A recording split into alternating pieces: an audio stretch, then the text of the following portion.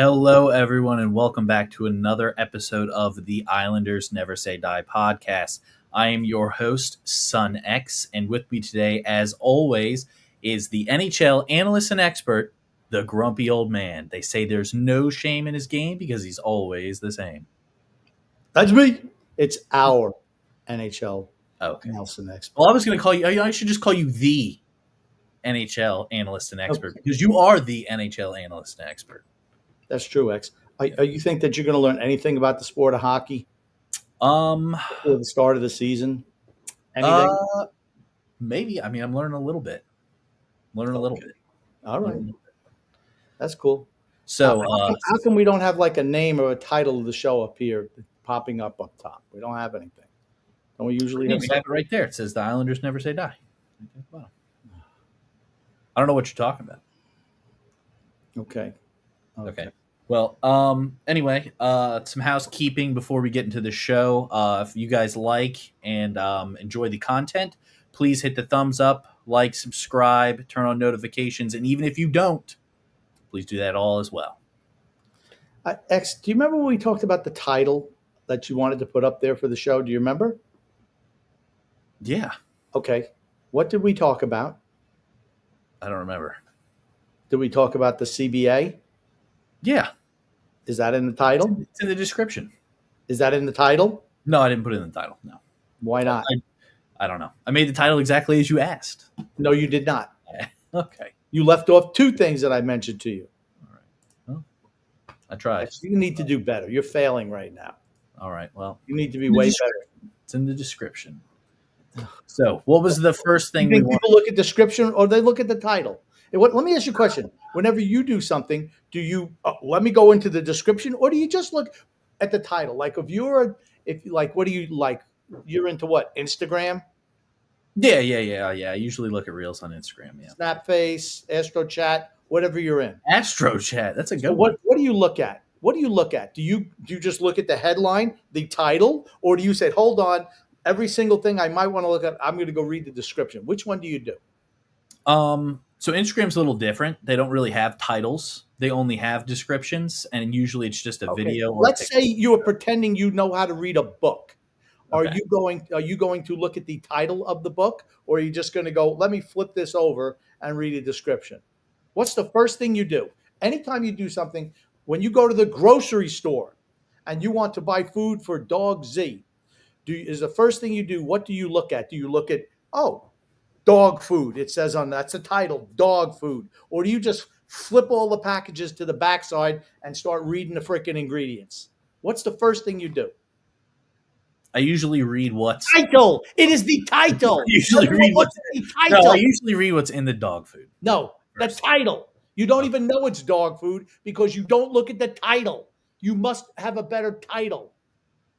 You half-assed the title tonight after we went through it, and you still bungled it.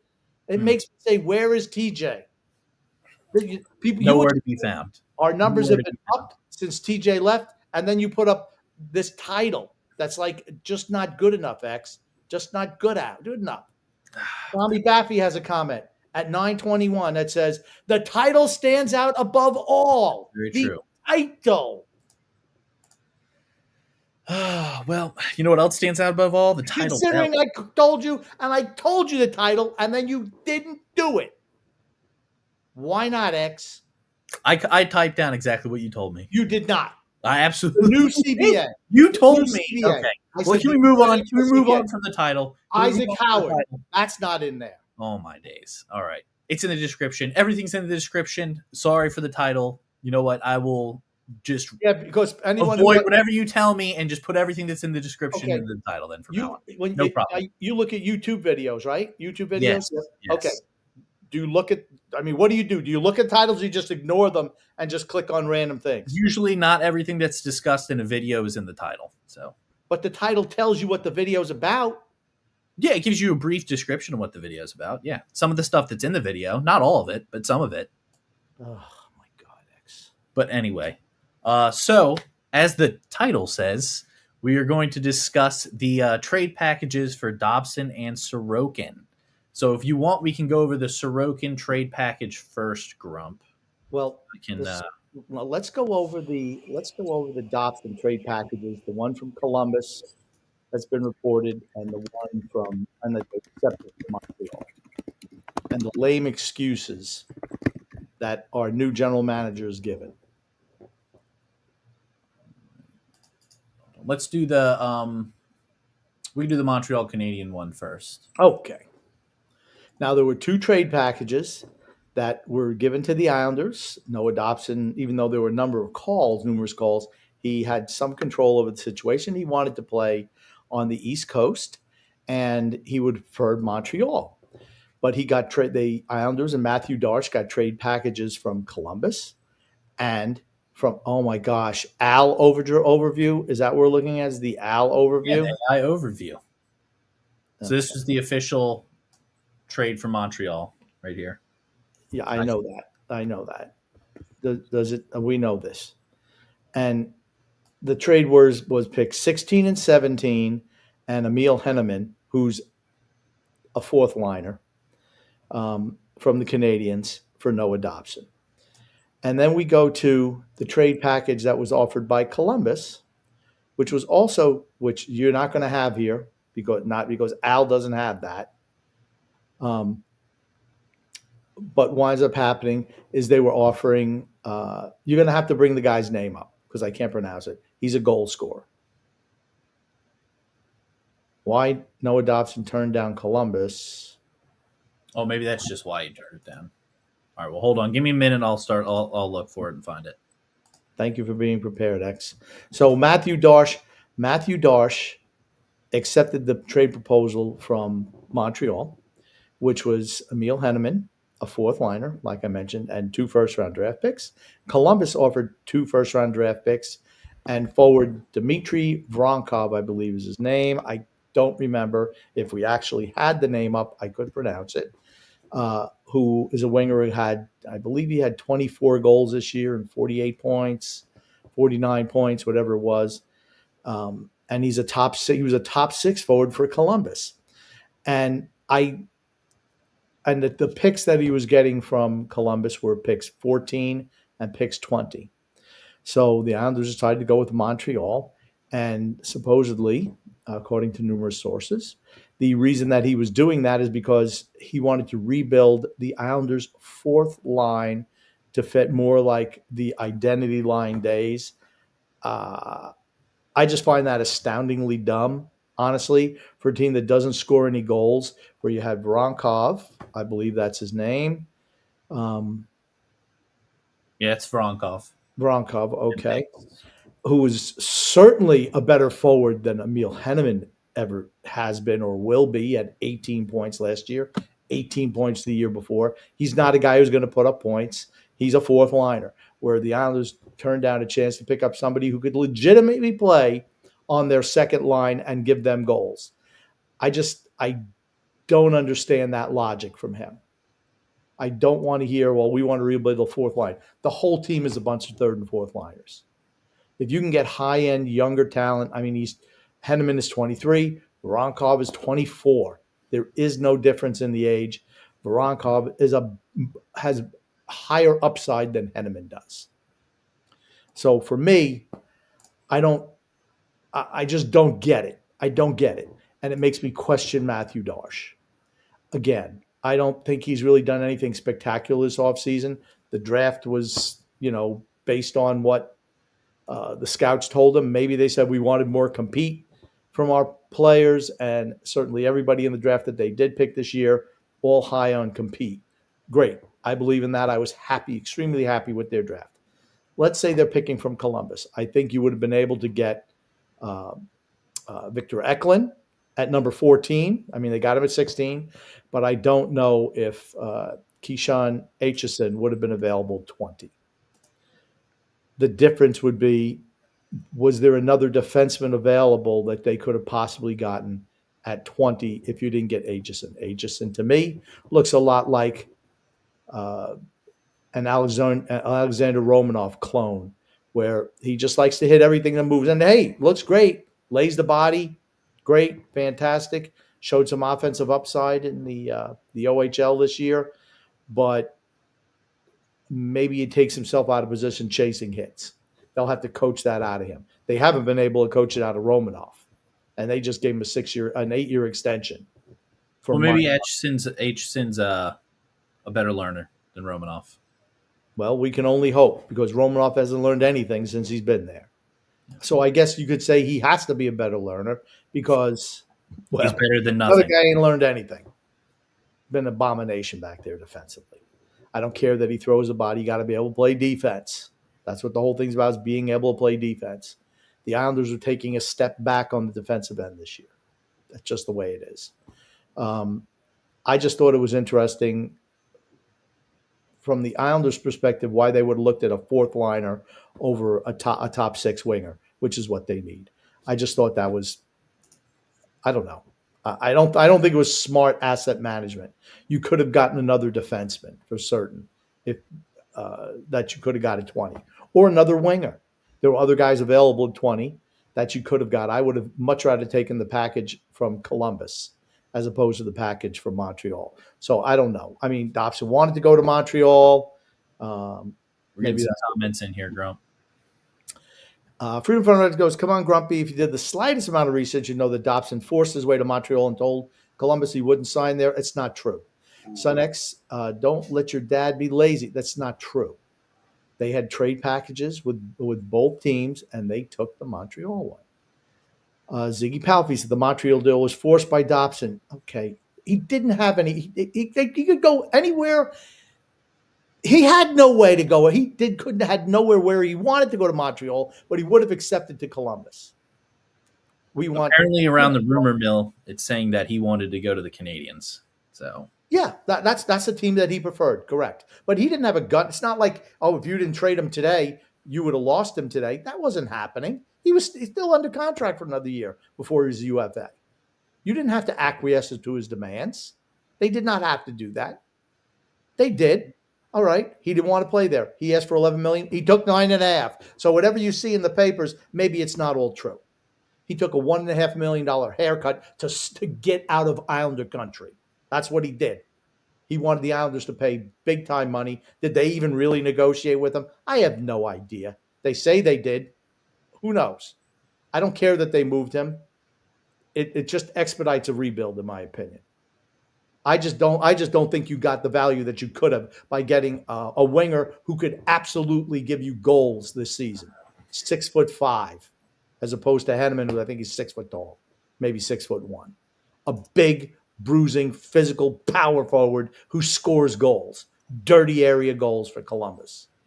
That's the guy I would rather have. They chose to take Emil Henneman, a fourth liner, a scrub. Anyone can play his position. And I'm not saying he sucks, but there's nothing special to him that we don't have in Mark Gatcomb or in previous years, Kyle McLean or Hudson Fashing. It's just who's the guy the flavor of the month this year. That's what it is, right? Okay. Yep. So I just don't get so enamored with Emil Henneman, who's a fourth liner. That's all he is a fourth liner. There's no upside to Emil Henneman. He's a fourth liner. He's a grinder. He's what the team is filled with. And for Darsh to say, well, I want to rebuild the identity line or that type, it's just stupid. It makes me question him as a general manager, honestly. I thought the draft was good. I haven't been impressed really with any of his free agent signings. Kyle Palmieri, why are you re-signing him? We're going to talk about that in a second. But why are you resigning 34-year-old Kyle Palmieri? Why are you not taking a guy with higher upside on the offensive end? I don't know. That's something you have to ask Matthew Darsh. Like I said, I've given him a B- so far this offseason. The draft was great. Home run. Everything else, whatever. Jonathan Drouin, I'd take a flyer on him. They did. Not a whole lot of term. I had no problem with that move. You look at some of the other guys. Who are you depending on? Your defense has taken a step back this year. Major step back. You just can't describe it any other way. Taking a huge step back. The Islanders are not better now than they were last year. They're just not. And they're not going to be. So, I mean, I just for myself, I'm looking at the Columbus deal absolutely as opposed to it. He didn't say I'm only going to Montreal. He didn't say that. He would have taken the money to go to Columbus. He absolutely would have. Look at how much they gave Prokhorov. I mean, they gave him $9.5 million a year. He's certainly not the defenseman Noah Dobson is. They would have paid Dobson more money than that. And like I said, Dobson's not our problem anymore. But I would have gone for the higher end deal. I would just move on from no longer part of the team. Now, somebody who is currently part of the team who did have trade rumors around draft day, we'll pop him up real quick, was Sorokin. Yeah, Frank Savelli said that sources indicated there might have been some sort of draft day deal with Utah for the number 4 pick as part of the useless James Higgins. Man, I am so glad he's not playing for the Islanders. That little pipsqueak pussy boy who hangs around the corners, who hangs around the boards, another perimeter P. I'm so glad he is not with the Islanders. I can't especially since he's a big Boston fan. So he loves Boston. You listen to him now. Islanders who? He's a piece of shit dust, that kid. I'm just telling you. I'm glad. Now, Grumpy, do you hope he gets hurt? No. Okay. I don't hope he gets hurt. But Some people do. No, I don't hope he gets hurt. But here's the thing. He just tells you whatever you want to hear. That's what he does. Yeah, exactly. He's a yes man. Oh, any team you would have been drafted by. Oh, I watched him play my whole life. Insert big name player for the team here. Oh, they were my favorite. But the bigger, you got Darsh talking out of one side of his mouth, and then his actions tell you other things. If you're trading Ilya Sorokin, if you're trading Sorokin, what does it say? And you're trading Sorokin and Dobson at the NHL draft. What does it say about the direction of your team? What we said all along. And what was now? That? Ooh, here's something interesting. During the trade deadline, do you think he gets moved? No. You don't think a goalie of his caliber would be moved to the trade deadline? No. Okay, not even a team like Edmonton. Okay, what's Edmonton have to offer? What are you going to get from Edmonton? I don't know, some players. Okay, Edmonton has no salary cap space to take on a guy that makes. Hold on, let me see. I know I have here how much money he makes. My boy Sorokin. He gets paid $8.25 million a year, and he's under contract till 2032. So do the math. They don't have the money for that, and they have to sign Connor McDavid at the end of going into next season, a UFA after this year. I was just thinking of a team that desperately needs a goalie.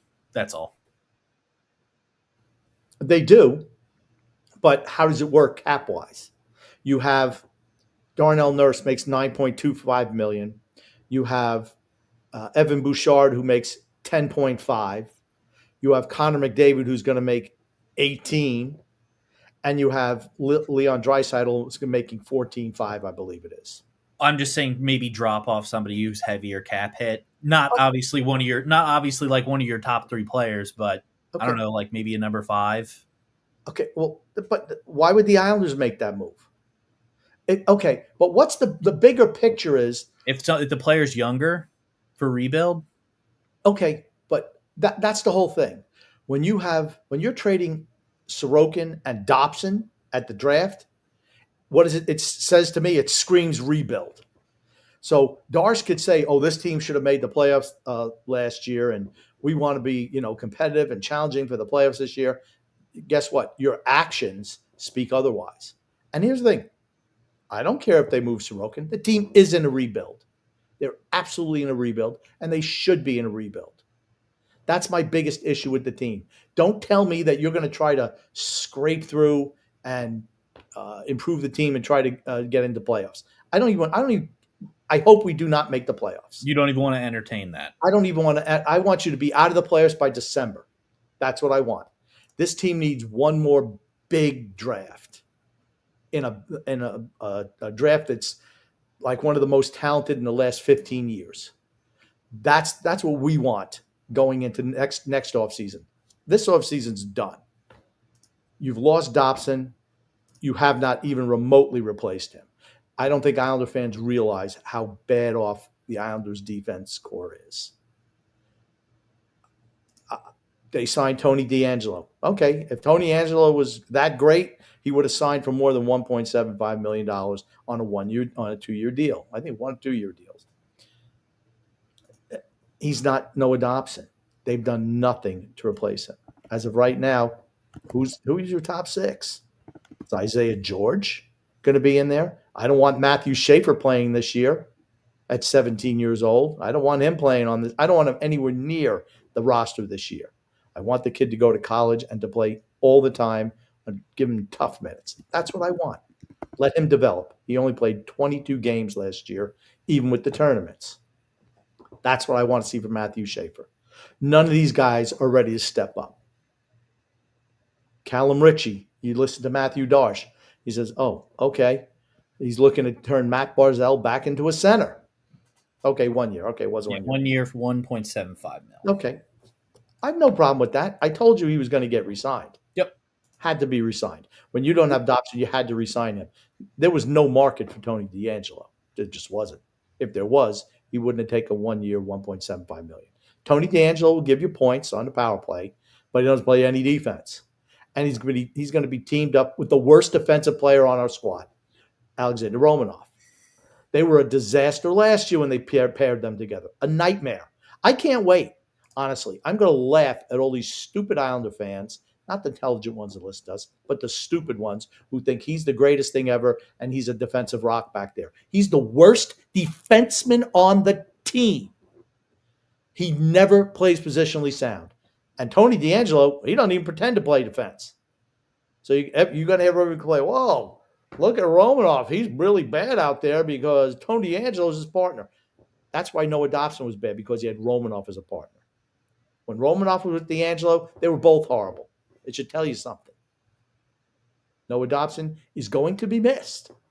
Again, I don't care that they moved him. Do not. Team's in a rebuild. Did not want to sign a long-term extension or was giving you a little bit of guff. See you later. See you later, alligator. No problem there. Let's move on from him. But the Sorokin news that Cirelli put out, Cirelli, what was his name? X. I don't think it was Cirelli. Give me a second. I can look it up again. Here it is. I got it. And just leave it up there until we stop talking about it. Thanks. Cervelli, sorry. Jeez. I was close. Saravelli. Yeah, I was close. Cirelli, of course, the guy who plays for Tampa right now. I just looked at that, and the first thing it said to me, okay, Matthew Darsh says the team is, we're in it to win it, blah, blah, blah. But your moves say otherwise. I'm just glad we didn't get James Higgins. Yep. I'm glad we got the prospects we got. I would rather take in Eklund and another defenseman if they needed it. And Vronkov, I would have absolutely rather had that particular trade proposal accepted. It kind of is what it is at this point. But I just thought I thought it was interesting to look at those trade packages that have kind of leaked out here post-free agency period. X, do we have anything else on the docket today? Yes. So we have the new CBA for the NHL collective bargaining agreement. Give me 1 second. If you could just pop up the highlights of that, because I thought that was interesting as well. You're looking at one thing. I know that they expanded the number of games they're going to be playing in the regular season to 84. And that means that you're going to see every team in your division, you're going to play 4 times. And it kind of balances out the schedule a little bit more. Okay, just leave it there and make it bigger so I can read that, because it's awful tough for me to read that. You're going to have to make that bigger.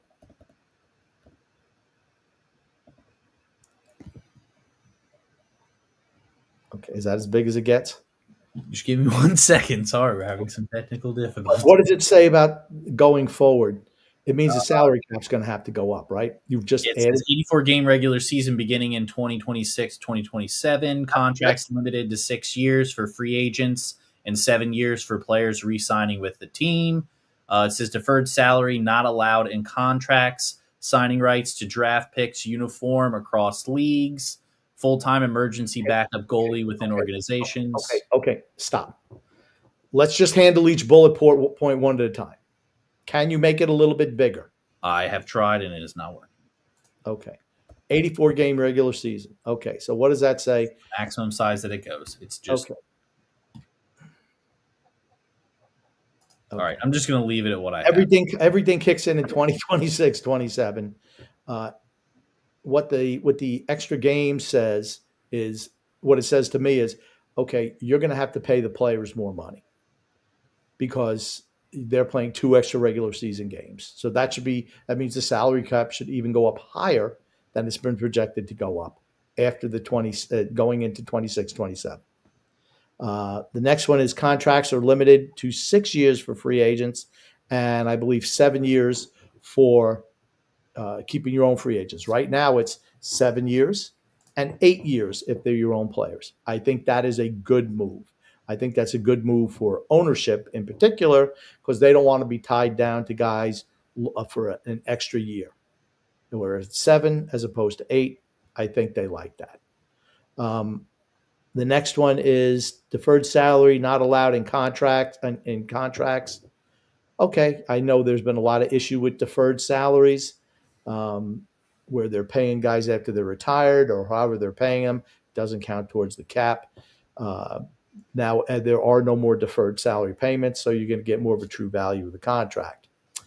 Next one is signing rights to draft picks uniform across leagues. Okay, I don't care about that. Next one is full-time emergency backup goalie within organizations. Whoop-de-doo. And then next one is teams cannot mandate player dress code when arriving or departing games. Who cares? And then last one is playoff game rosters must be cap compliant. That's a big one. Yes. What you've seen in the past, and you see the bitches when their teams lose. Tampa Bay. Tampa Bay did 1 year with Kucherov.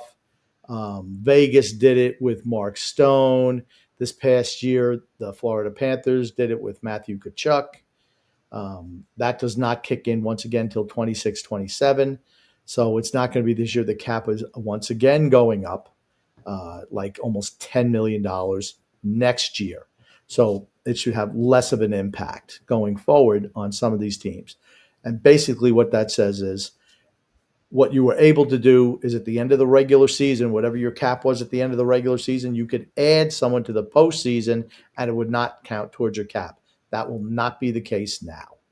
Now you must be cap compliant in the playoffs.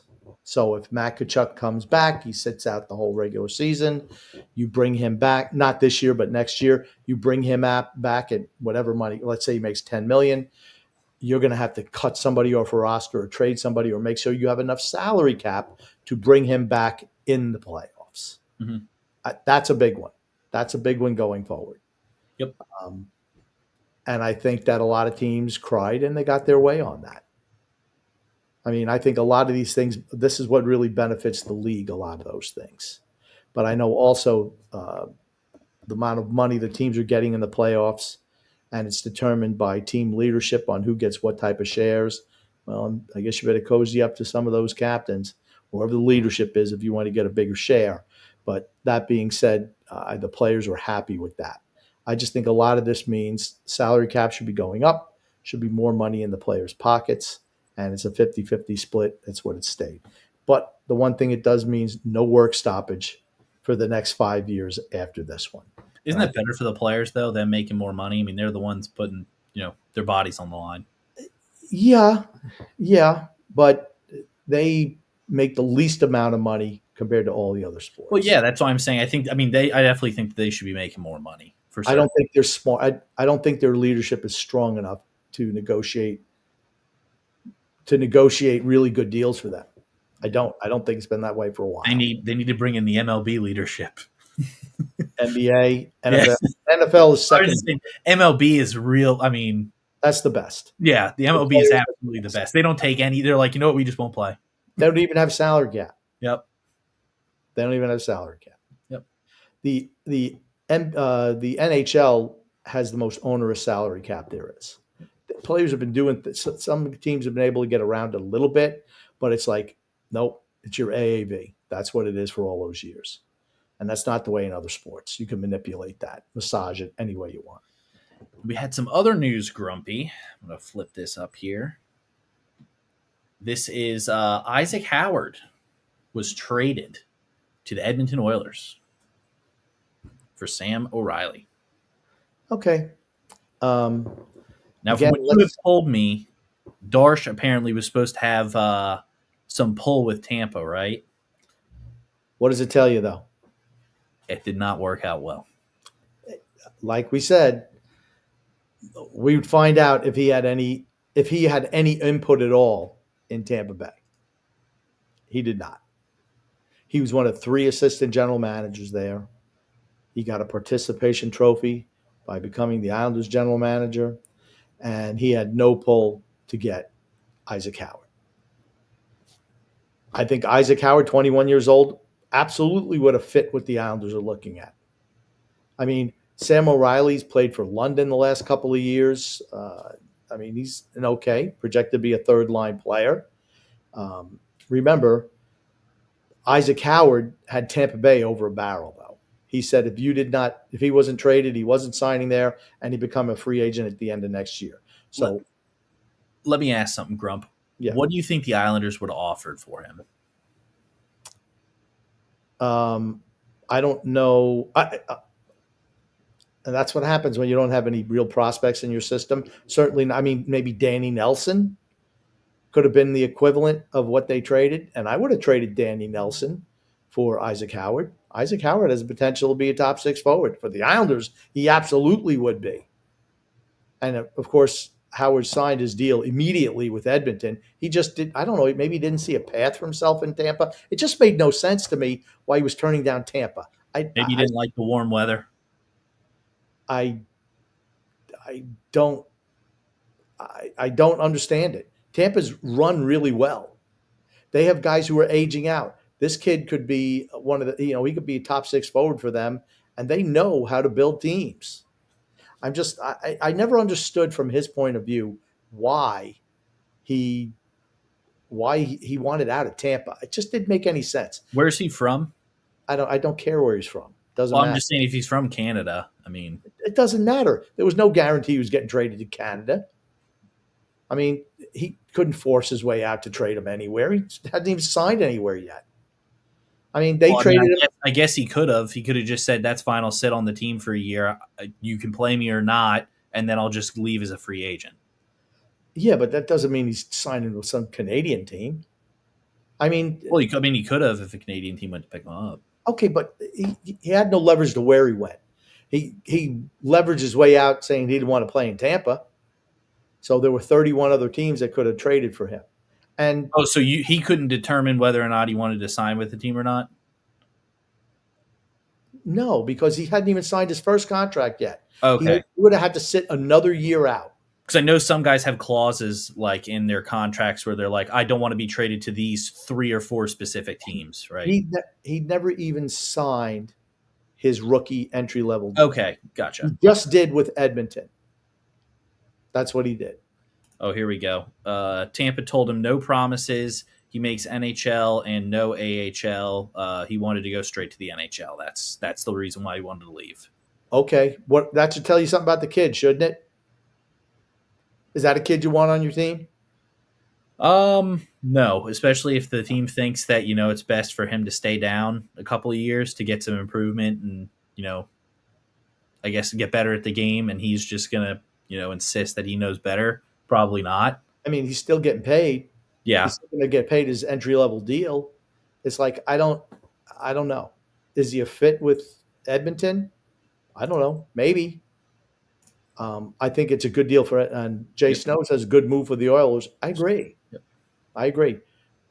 I mean, like I said, O'Reilly is a third liner at best.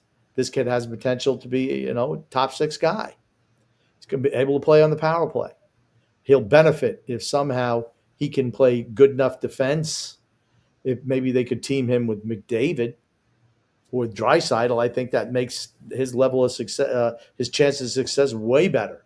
Honestly, I mean, I think that Tampa did as good as they could under the circumstances. So I'm not going to run Tampa down for trading him. He didn't want to play there. And if it's because, I want to be guaranteed to play in the NHL, well, dude, I'm not guaranteeing anything. Good teams don't guarantee players spots. Did Edmonton guarantee him a spot in the NHL? I don't think so. And Matthew S. says, He's under team control. outright, he hadn't even signed his entry-level deal yet. He hadn't even signed it yet. And then Jay Snow also says Tampa wasn't going to play him. Well, So, maybe they feel he was ready. They'd know more about him than everybody else, wouldn't they? yeah. I mean, he's the top prospect in their system. First-round pick, number 31 overall, 3 years ago? Well, there you go. Congratulations, Issac Howard. You shot your way out of Tampa. Good luck going to Edmonton. I think, like I said, for Edmonton, I like the deal for Edmonton. It's really no risk. Maybe the kid winds up playing well, and they have a cost-effective options there with all the guys that they have to sign. That's the way you have to look at it, right? Yeah. Okay. We have one other thing here. I don't know if you can read that up top. Okay. Oh, Paul Bitchinette, my buddy. Now that you got your balls back from Lou, maybe you'll make some time in your busy schedule to join us on the show, Butchie. We're an Islanders podcast now. Okay. I'm sorry. I don't know why Bitchinette continually goes after Butch Goring. I don't understand it. I don't understand it. No. Stefan Rosner, friend of the show, after Butch says, love the kid already, Stefan Rosner says, Bitchy asked Schaefer what he'd like to spend his signing bonus on, and Schaefer said he'd like to buy Biz a nose job. I like that. You know what? I like this Schaefer kid more and more. Yeah. That was funny. I like it. Good for you. Good for you, Matthew Schaefer. Good for him. I just don't understand why he keeps on going after Butch Goring. Dude, you got a TV gig. You're certainly not even close to the player that Butch Goring was. Not even close. He wouldn't even be the guy that collects the jock straps. He'd be the guy who just washes them afterward, whatever, laundry boy. No Butch Goring. I just don't going after a 72, 73-year-old man. What does that prove, bitch? Nothing. I hate him. He's useless. He's a clown. He's the clown on the NHL on TNT show. That's what he is. He plays the clown. He's good at it because he's stupid. So I always enjoy myself laughing at him. I find it funny. And he's a Maple Leaf fan too. Go figure that. You want to get some comments? Yeah, I'd love to get to some comments. And I just want to inform the people again about the show. It's going to be shorter in nature. It's the off season. And we're just kind of working X in, trying to get them up to speed here. I hope I will be better when the games, when I actually am watching the games, I'll probably have more input. He won't. For certain. No. When I watch the games, I will absolutely have more input because I'll see what's going on. I'll notice tendencies of players and stuff like that. Okay. The shows will be shorter in nature, though. For certain, they're going to be shorter in nature. Craig, the regular human bartender, says, X is late, like always. Really missed the promptness of TJ. Sad. I think that's a quip. Ziggy Palfy fan says, Son X needs to get the last few pods on the Apple podcast. Yeah, X, you got to get those things loaded up, boy. Okay, yeah. I'm going to have to meet with somebody to figure out how to get that stuff loaded up because I have no idea. So. It's the host job. Okay, well. Tommy Baffy says, hello, grumpy old man. Good to see you. Thank you, Tommy. Same to you. And checking out the new version of the show, welcome, Son X. Thank you so much. Different mind says, very different in the podcast for X to get roasted. I'm here for very it. Early in the podcast for X to get roasted. I'm here for it. Good. I like it. At my expense. Well, hey, do your job. You're not going to get roasted. There's no free passes on this show, X. Jay Snow says, I would never trade Sorokin. There are some members of the Islander fan base, the leader of the Philistines, who hate Sorokin and would advocate for trading him. Did not want to sign him long term. Weather and Aviation says, X, the shirt behind you on the wall, it doesn't look like an Islander shirt. It's not. It's a Mike Modano shirt. Mike Modano. He liked him when he saw him in Mighty Ducks. No. Actually, it's funny. Funny story. I used to play NHL Hits 2002, and he was my favorite player to play with back in the day. So that's why I was like, gotta get it. Tommy Baffy adds, Utah made an offer for Sorokin and was quickly rejected. Yep. Freedom Fund Ranch says, look at SunX shining without that ogre's shadow. We have a fantastic GM. SunX, don't be a lazy bum like DJ. Pull up Chris Botta's X post on Scouts comments on the Dobson trade. He's not going to be able to do that. Okay. Do you know how to? I mean, you were struggling with X earlier tonight. I can try. I'm not super good at it, if I'm gonna be honest. Brett Wayner says, SunX, are you clickbaiting? I am not clickbait. He's talking about the title. Well, the title was disingenuous. JP says, good evening, gentlemen. If Darsh trades Sorokin, they need to get a top 5 pick, their top goalie prospect, and a solid NHL player. Okay, they're not. Why would you want Trent Frederick? He's fourth liner. He's a fourth liner. They don't have a top. Edmonton is not going to have a top 5 pick, and they don't have a goalie. So you're not making that deal with Edmonton. It's not happening. They might want him, but they don't have anything to offer. They're not giving you McDavid, Bouchard, Draisaitl. Probably offered Darnell Nurse, but he blows. I wouldn't take him. Jay Snow says Voronkov is a big winger too. Yeah, 6'5", big kid. Almost had 50 points this year. And Jay Snow adds that guy's going to be a stud. Yeah, I mean, that's a guy I would have taken him over fourth liner any day of the week. Mr. B says, heard Biz say the core 4 now resides in Edmonton. Might be true, but at least the Oilers' core 4 includes defensemen and 2 trips to the Cup final. And then hashtag Toronto curse of Johnny T. The problem that Edmonton has is that Florida has the core 10. And we've seen how that's worked out for them. This year was worse than last year for Edmonton. And I think they've taken a step back in this offseason. They just have. Freedom from Adventure adds, Dobson and his crew controlled the situation and forced trade to Montreal. I hope the Islanders revisit trade with Columbus. Voronkov and Oliver would be nice. They still need right-hander D and a center. Pulak, Mayfield, and Pajot. Why would Columbus make that deal? That doesn't fit. That does not fit. You want to trade for 3 guys in there. Can you put that back up, please, X? Oh, God. I just exited. Hold on. You want to trade for 3 guys in their 30s? Columbus isn't doing that. They're not stupid. They're not giving up 2 of their better young players for 3 guys in their 30s. It's just not going to happen. Dobson, 25 years old. Top 10 defenseman the last 4 years. That's all you need to know. Right shot defenseman. Yeah. Nope, not that one. Just go on the next column. I was going to ask one thing. How do you think Edmonton, I guess, mindset-wise is, losing back-to-back years in the Stanley Cup playoffs to the same team? They know they can't beat them.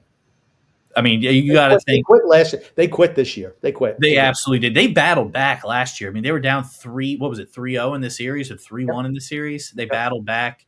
I remember they put something out. McDonald's in Edmonton put something out, and then they said that they would change the name to McDavid's if they ended up coming back and winning, which I thought was kind of funny. But yeah, honestly, I think that team, I agree with you. They don't think that they can beat Florida.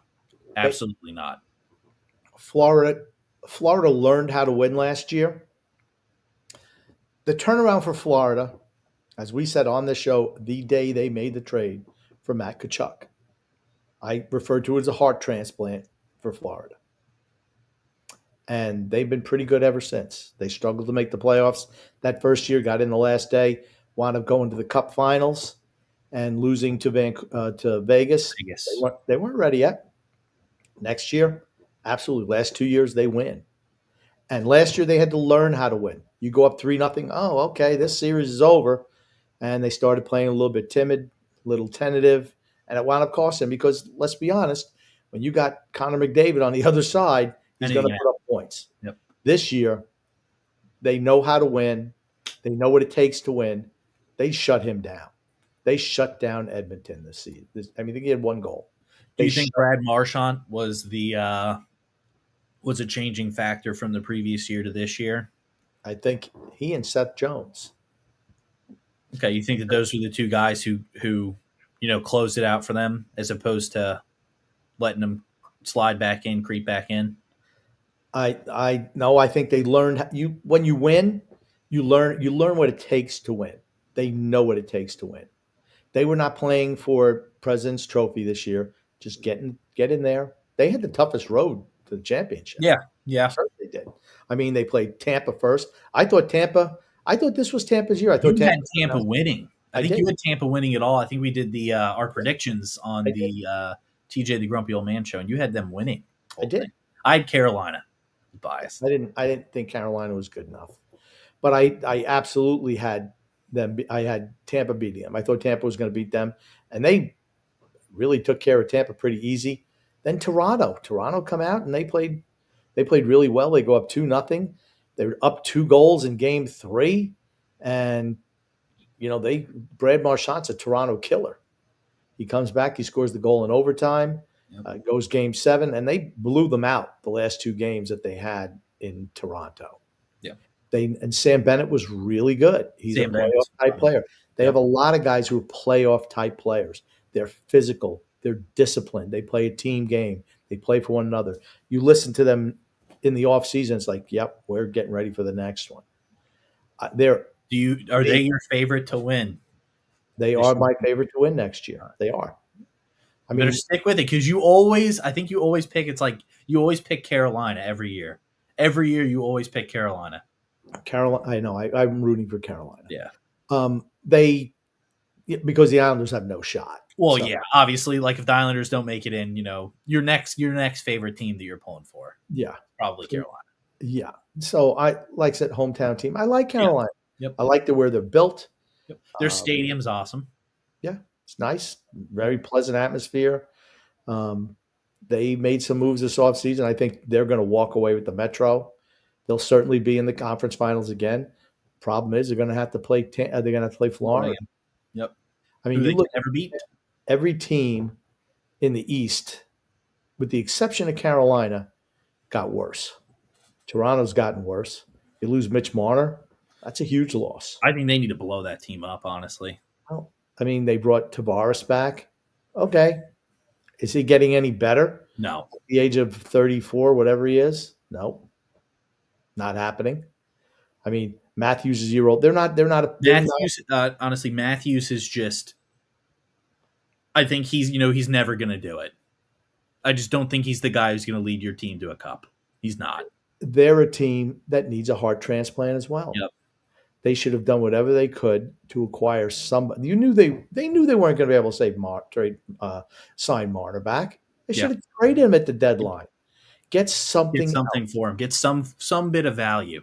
They were hoping that they were going to be able to get Brad Marchand to sign with them. That's the type of guy they need. They need that type of sandpaper and grit.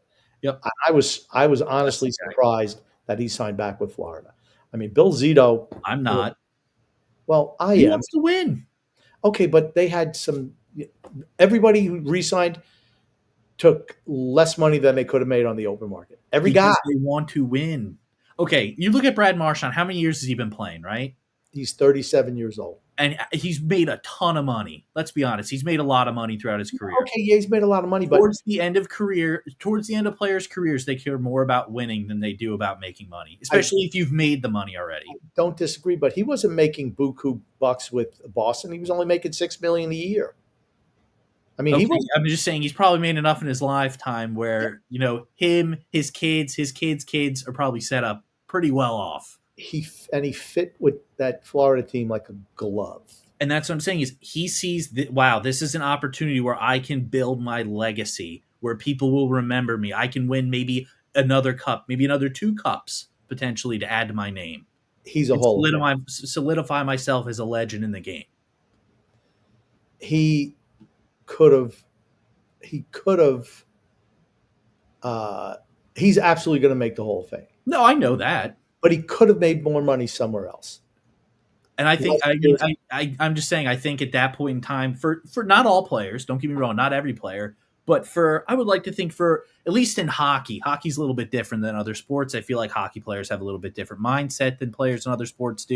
You know, some guys in football and in basketball, they're like, wherever I'm getting paid the most, that's where I'm going. Whereas hockey's a little different. They have a little bit of loyalty. You know, they care more about winning than they do making money. And I think for him, he looked at it as, this is an opportunity for me to potentially win another cup, if not maybe multiple cups. I'm signing back with Florida. Okay, I'm just saying that I was surprised they were able to get their big three re-signed. I was surprised.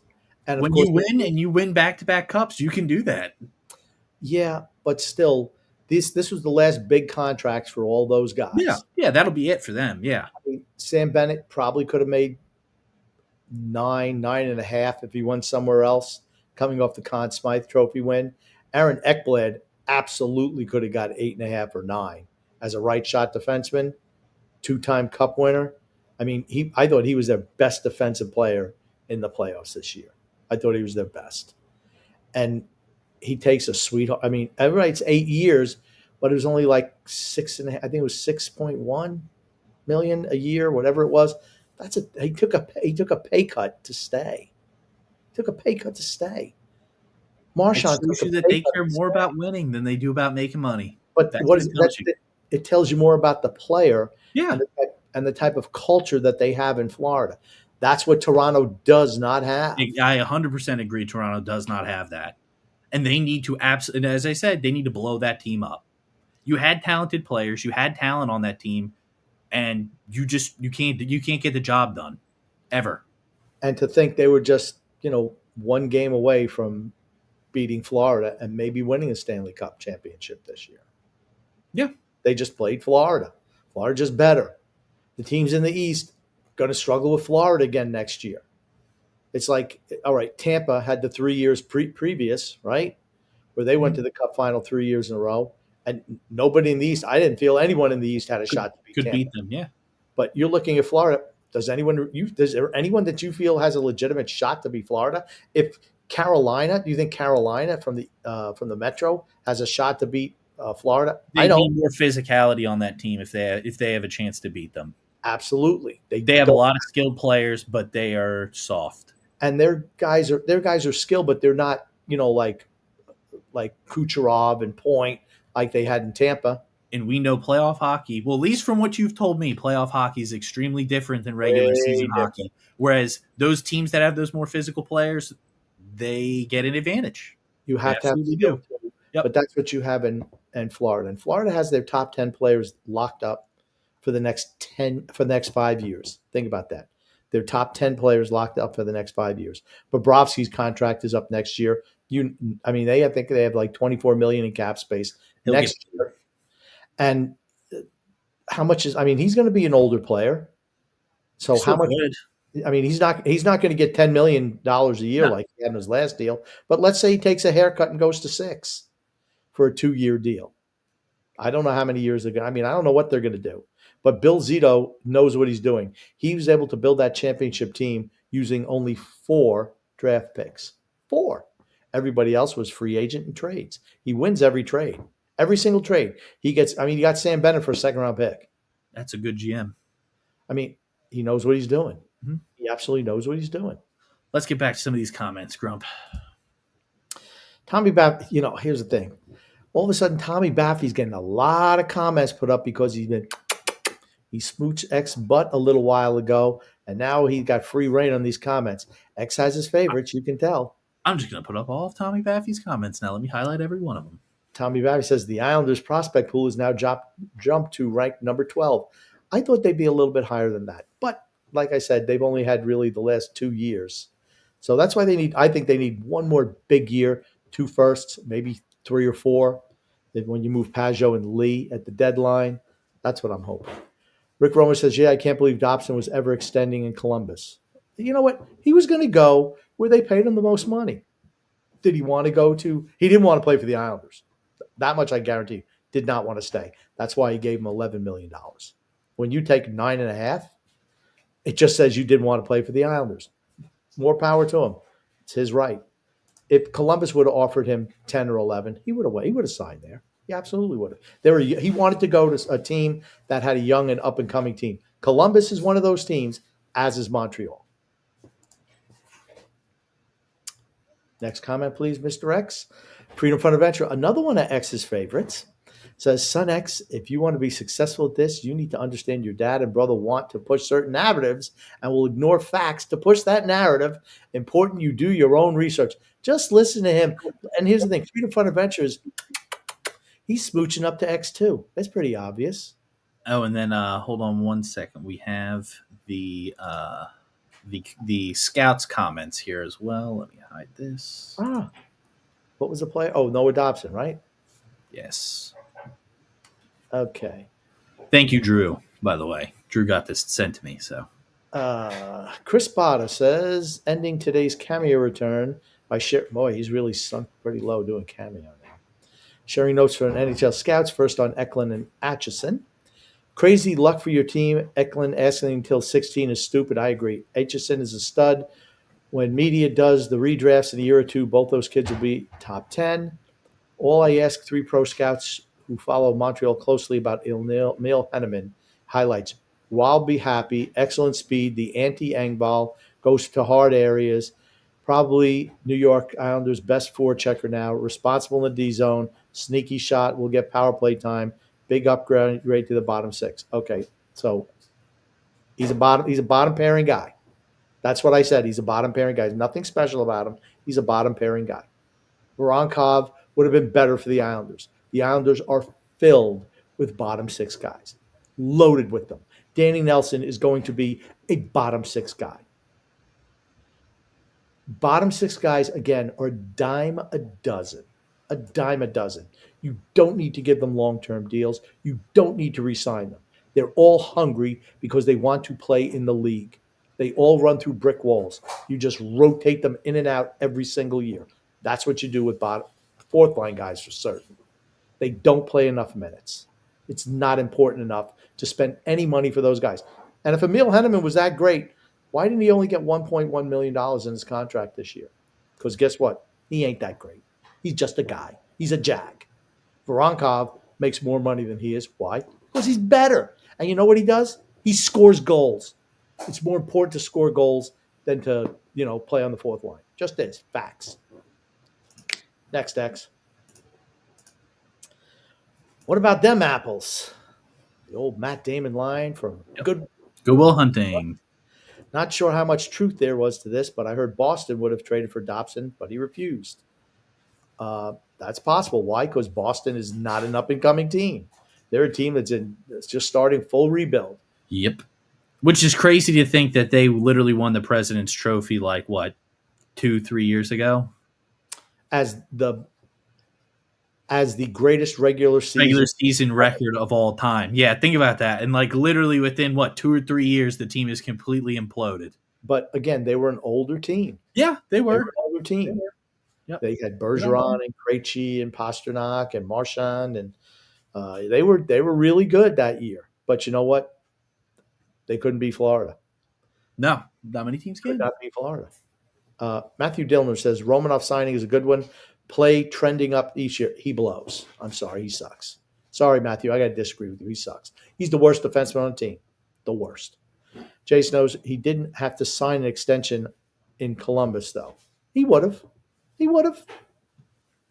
I think he wanted to play for an up and coming team, and he wanted security. He got that.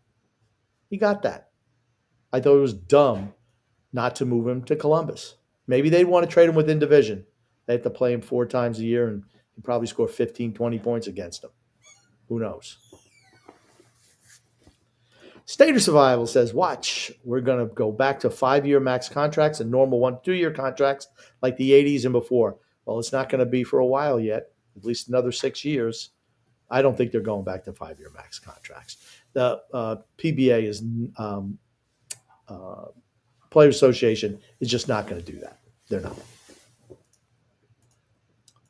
Freedom Fund Reds goes, not true, Grumpy. Dobson had all the leverage and did the Islanders no favor. Yes, he did. He just could have said, okay, No, it wasn't 11 million. That was corrected. Dobson asked for less than 19 million, but the Islanders not interested because Dobson sucks on D.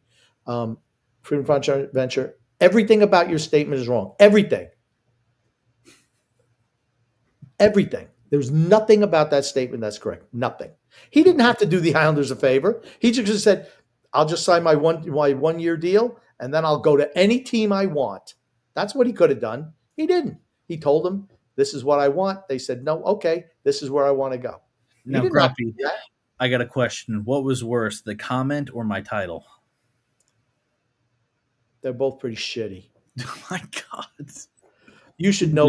You can just say it. You My need to title. be better. You can just say it. My title. The title needs to be is more important to the show. Yeah, my title is worse. Next comment, please. Tommy Baffy says Dobson did not want to go to Columbus. He forced his way to Montreal. He had no. If they moved him to Columbus, they could have. They could have. He wasn't a UFA. He wasn't. He could have and again, he just could have said, "All right, I'll play 1 more year on the island and I'll walk." That's fine. You move him at the deadline. He didn't have a no trade clause or a no move clause. He didn't have one. Stage Survival goes, "We may have gotten Emil in order to trade Cizikas or McLean for picks at the deadline." What are you getting for a washed up fourth line center? Or Kyle McLean, who's just another guy and is going to be a healthy scratch most nights? Nothing. You don't get anything for those guys. No. You want to get the highest talent that you possibly can. I'm not complaining because I just think it was a better value for him. I still like the 2 draft picks. You want to get the most value for your assets. That's right. That's right. Weather and Aviation said Palmieri was a Lou out the door deal. Darsh had nothing to do with Palmieri signing. He says that it was him. He was the guy. He says he's not rubber stamped Darsh. I think that's what he is too. But again, I just want to touch on, if you're moving Sorokin, why are you signing Kyle Palmieri back? I mean, if you're considering moving Sorokin, you're in full rebuild. Sorokin and Dobson, you have no goaltender and your best defenseman's out the door. And he was the best defenseman by a country mile. It wasn't even close. Noah Dobson was the best Islanders defenseman. Islanders taking a step back this offseason. I don't care. I'm glad. I want the team to have higher draft picks next offseason is the biggest offseason for the Islanders in the last, I want to say maybe the last 20 years. That it can be a difference-making offseason. The problem is with free agency, you're going to see a lot of guys re-sign with their teams because teams are willing to pony up the money. They have it. They'd rather keep their guys than lose them for nothing. They'd much rather try to re-sign them if they can afford them. Tim J says, next season will be interesting. Will Barzal stay healthy and will Duclair show up? Okay. I hope that Barzal's healthy. He did have that, crack in his kneecap. But he's been injured kind of off and on for the last few years now, right? Got to concern you a little bit. He's going to be 28, 29? You don't get healthier the older you get, unless your name's Tom Brady. It just doesn't happen. Well, and Tom Brady might have been healthier, but his running was non-existent. Okay, but he was never able to run. No, he could run a little bit. Oh, dude. Okay, I will say one thing. If he took the shots like he did earlier on in his career when he was older, I'm going to let you know he would not have been playing as long as he did. No way. He missed one season in his whole career. Other than that, talking about that shot that he took at the sidelines. I think it was against the Bills where it popped his helmet off. I know. Got his bell rung. Yeah, if he took that at 38. At 45? You mean at 45? You think he's walking that off? No. I don't know. He was still the best quarterback in the game at 44. He's gonna be like Tua. Well, that's not true. Best ability is availability, and Tom Brady always showed up. Matt Barzal, not so much. Anthony Duclair, I don't know why you want a cancer like that on your team. You see why he played before he came to the Islanders, 9 teams in 11 years. I'm sorry. He just hasn't found the right fit yet. He quit on the team at the end of the year. Hasn't found the right fit. He didn't like that Patrick Waugh called him out in the media, and he quit. He quit. This is a guy you want on your team? I don't know. Not me. Islanders need a culture change. They do. Got to get rid of the old guard. Get rid of the cul-de-sac crew. Bye-bye, J.G. Pajot. Bye-bye, Anders Lee. Got to move on from. Must trade those guys at the deadline. Must trade them. Status 5 says, after watching your new podcast, I'm starting to realize TJ really likes to hear himself talk. Son X actually listens. Yes, he does. That's why God gave you 2 ears and 1 mouth. Ooh, that's a good one, X. That's a good one. I try. And actually, I like to talk also, but I want X to be more involved. That's why I kind of like when Phil's on the show. We kind of have that little go back and forth. Which is I will be more involved once I start watching during the season. Freedom Fund Adventure. Oh my gosh! Again, another idiotic take. Oh my God! Stop getting your info from a freaking on Canada. Every legit Islanders and national writer stated these facts. Okay, nobody knows. Nobody knows. They might think. They might have ideas. Nobody knows. You just won't research. Dobson said he wouldn't sign in Columbus. He never said that. He never said that. It's a fact. He never said that. You never heard those words out of his mouth. You did not hear that. No. Chris Stearman says, do not trade Sorokin. Yeah, you can't trade Sorokin. Without Sorokin, we're bottom five in the league. He's just that good. And again, people who get on Sorokin, the defense is just horrible. Any defense that has Alexander Romanoff on it and a kind of a cashed Pelican Pulak, Isaiah George, Tony DeAngelo, those defense are going to blow every single year. That's what you get. And I believe what Dobson actually said was that he wasn't going to cut Columbus a hometown discount like he did Montreal. He didn't say he wouldn't sign there. He just said he wouldn't cut him a hometown discount like he gave to Montreal. Okay. They could have traded him to Columbus. Columbus would have paid him. You think they'd rather pay Dobson his full freight or Prokhorov the ridiculous deal they gave him? I mean, they would have taken Dobson. Absolutely. You want to know why? Because Don Waddell knows what he's doing. He did in Carolina. He does in Columbus. Columbus has passed the Islanders. They're way better. Islanders are not going to be finishing ahead of Columbus anytime soon. Not anytime soon. Freedom Fund Venture goes, Sorokin thing is a damn made-up lie, not worth discussing at all. Why is it a lie? Do you know, at least, were you privy to these when you have, the guys you were just praising in the last thing, legit guys, national guys say that? Well, that doesn't matter? Come on. I think the rumors were true, but I'm going to say that it probably didn't have much steam behind it. Well, that's entirely possible. I'm going to say the rumors probably were not fabricated. The fact that they had, specific picks, in place, I'm going to say that the rumors were probably true, but I don't think that it caught much wind. The sale did not catch much wind. So, yeah, you would have had to. It had to be a blockbuster. Yeah. Rick Roma says, "Yeah, that's what every kid does." X talking about Hagens. Yeah. Yeah, like I said, the Hagens kid, I'm so glad the Islanders did not draft him. It's almost like he's a wrestler, like getting a cheap pop. Oh yeah, I'm in the greatest city ever. My favorite city. Boston. I watching Boston games all year. Original 16, man. Yeah. I love it here. God. Yeah. Dude, just shut up. You know what? I wanted Voronkov just to run the shit out of that kid when he plays. God. Maybe our guy Provorov, when he comes in, he'll run the hell out of him too. Send him a message. JP says, we're not replacing Sorokin, but if they're serious about rebuilding, Sorokin isn't going to be around when it happens, most likely. True. I agree with that. True. I agree with that. I think you need to assess a lot of the players that you have on the team that are aging out, that are going to age out before you can complete that rebuild, that you need to think about moving on from. That's why you never should have re-signed Kyle Palmieri. Yeah. Never. And that was my point, because I made that – I said that from the beginning. If you're going to go in, you can't halfway go in. You have to go all out if you want to do a full rebuild. I agree with you, X. X, you're smarter than you look. Must be the glasses. That is. Next comment, please. I did the next one. It says Edmonton doesn't have anything to offer. True. Edmonton has zilch. Edmonton is zilch. Yep. Might not fit the timeline for a build. What would Edmonton give up? It's not happening. Edmonton doesn't have anything the Islanders want. Nothing.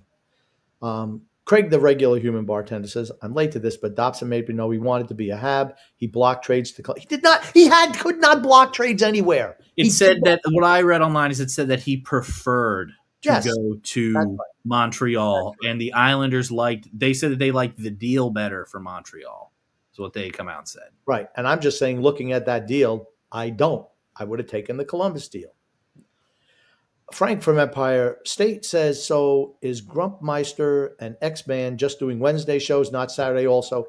Yeah, we're just going to be doing Wednesday. Well, yeah, for right now, because I'm trying to get into the swing of things and learn it a little bit better, but possibly there's potential for us to bring back Saturday shows as well. Okay. At least for, I think, either this or the Grumpy Old Man, TJ and the Grumpy Old Man show, whichever. I'll leave it at Grumpy's discretion. He can decide what we do. Yeah, that's fine. Tommy Babby says, Sorokin has a full no move. He loves living in New York. He is not waving. I don't think he's going anywhere either. Yeah. I would like to see them move him, though. Not me. You don't want you wouldn't want them to move him and potentially get some high draft picks in this next year's draft, the generational draft? I don't want to see the Islanders give up 30 goals a night with that horrible defense with Romanov out there. Why not? I would want the team to suck as much as possible. If you're going for a full rebuild, you want the team to be as brutal as possible. Well, I want us to be like the Indianapolis Colts. Suck for luck. Suck for luck. How'd that work out? The football gods got even. Well, yeah. Luck decided to say, yeah, I'm retiring early.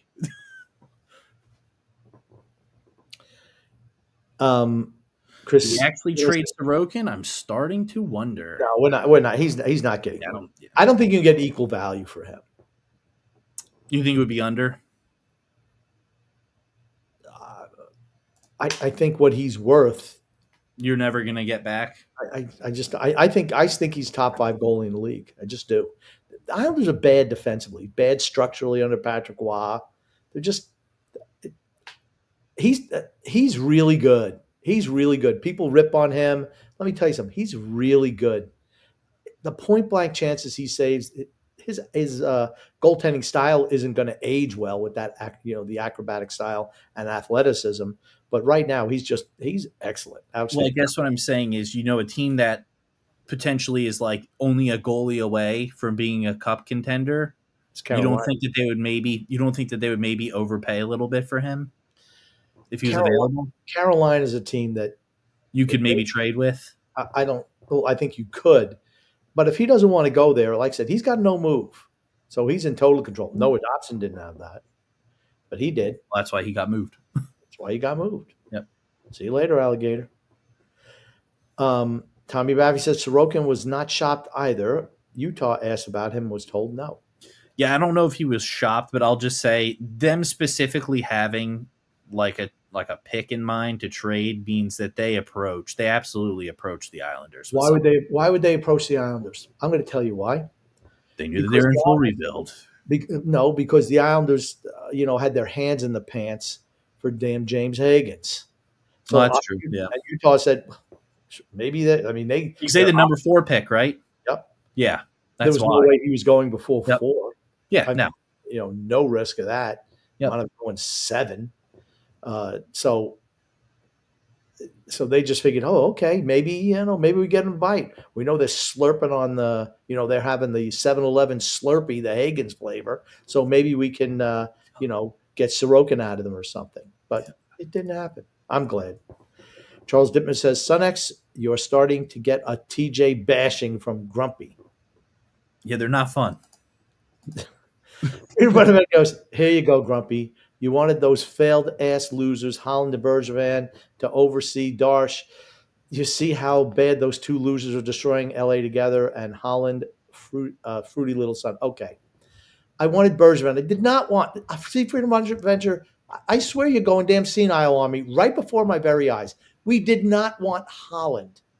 Bergevin, yes, not Holland. Holland has I don't know what the hell he's doing in Los Angeles. He's managed to destroy that team. Here's the thing: Edmonton doesn't have to worry about playing them next year. It's not like they're going to go down 2-0 to Los Angeles next year. Not with that defense they have. But I thought Mark Bergevin, as a president of hockey ops, would have been a good choice. Matthew Darche still hasn't really impressed me much. I don't care. It's not about this year. What does he do at the deadline? What type of assets does he get for Pajot and Lee? They must be moved at the deadline, period. If you can move one of your veteran defensemen, you move them too. You load up in the draft, and you hope you get lucky with the ping pong balls, or even if you don't, let's say you have 3 first-round picks and 2 seconds. You can parlay those up to move up in the draft. You keep your lowest pick, which will be your own, and then you use other ways to jockey up and down the board. You need more prospects. Next year is the biggest offseason for the Islanders in 2 decades. I firmly believe that. Brandon Gaines says, if Isaiah George is getting the full regular season look, expect Pelech to be gone by 2026 offseason at the latest. Okay. I don't have a problem with that either. Pelech has slipped. He's a veteran in his 30s. He's got, 3-4 years left on his deal?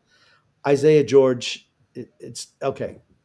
You're going to have your top 2 defensemen are going to be, if you move Pelech, Schaefer, Romanoff. Schaefer's your first pairing guy with Pulak, and then useless Romanoff with whoever. Do you think Schaefer's going to be on the big team to start? Not this year, the year after. Next year. Okay, gotcha. And Isaiah George, if he manages playing, if Schaefer doesn't make the team this year, and he should not. Yeah, I agree. I don't care how good he looks. I don't want to burn a year of his ELC this year. I don't. Let him. If I'm him, I go to college. Play in college for a year. Play big minutes against guys who are 2-3 years older than you. Get out there, get that seasoning, and then you play him next year. That's what I go for. Ziggy Palfy fan says, in my team, Schaefer gets 9 games and then back to Erie in the World Juniors. Richie in Bridgeport, trade Pajot at the deadline and call Richie up, and they have both ready for 26-27. We've talked about this in the past.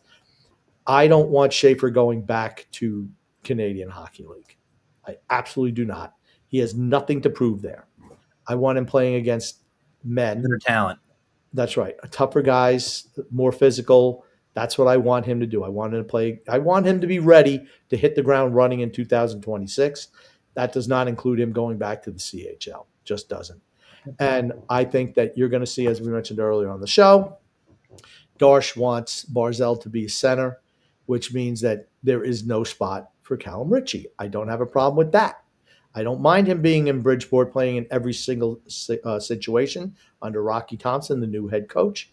Then when Pajot gets traded, you slide him into the third line because that's what he should be as a third liner right now. That's what I hope happens as well. Chris Stearman says, I would have loved Hagens. Come on. No. I'm so glad he's not here. Frank from Empire State, another poor comment. Grumpy old man, you're so wrong. Romanoff is good. He blows. Sorry, he sucks.